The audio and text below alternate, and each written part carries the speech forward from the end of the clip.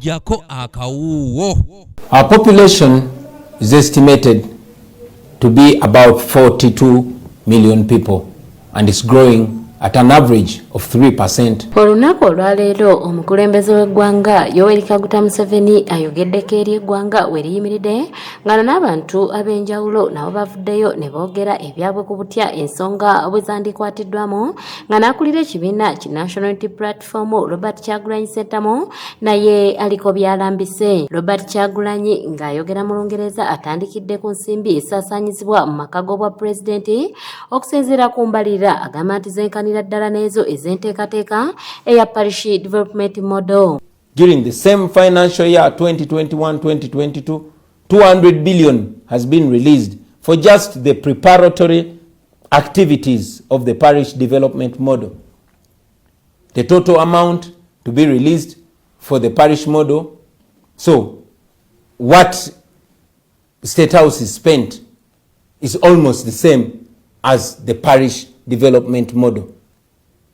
So the presidency and the parish model are competing, and we all know who will be the winner at the end of the day. Onagamba nti bino gye binaggwera ng'amaka g'obwa pulezidenti gasinze enteekateeka eno ya parish development model okutwala ensimbi ennyingi, ekintu ekyongera okuzingamya ebyenfuna so nga kati tuli mu katuubagiro k'amaanyi olw'ebbeeyi y'ebintu eyeekanamye. Of course, the presidency will spend more money than the parish model. So far, it is 971 billion for the presidency and 200 billion for the parish model, and the rest is on. When I'm in power, ladies and gentlemen, my wife, my children, and I do not need to spend 1 trillion shillings maintaining our presidency. I mean, we should be like all the presidents that have come before Museveni, who only budgeted for the office of the president, including State House. Kyagulanyi era avumiridde endagaano y'emmwanyi eyali ey'okuwa kampuni ya Vinci nti eno yali yakuzza mabega bannansi ababadde mu mulimu guno ogw'emmwanyi kyokka nga yamugwira ng'ensimbi zonna olwandizigyemu agamba nti tezaali za kukulaakulanya munnansi. Unfortunately, in the deal between government of Uganda and Vinci Coffee Company, our country stood to lose instead of gaining. And this is because of the following reasons. The factory was not targeting to add value to the low-grade beans.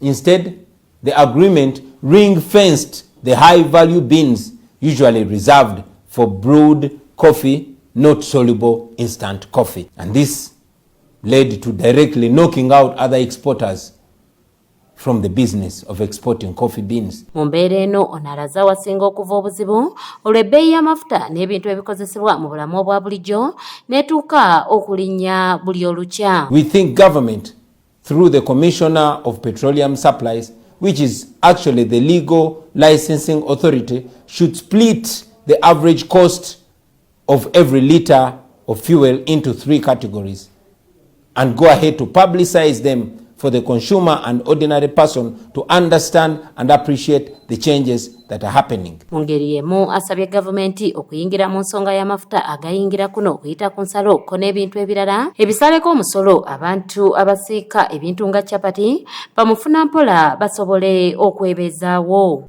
And number 3, and most urgent and important of all, is government must suspend taxes on crude vegetable oil and wheat. This will help to reduce the prices of essential items like chapati. Stephen Tumusime yakusakidde eggulire lino ku lwa ABS television. We think the government must abolish fuel marking because this is a useless exercise which was only useful in the years before customs computerized cargo tracking.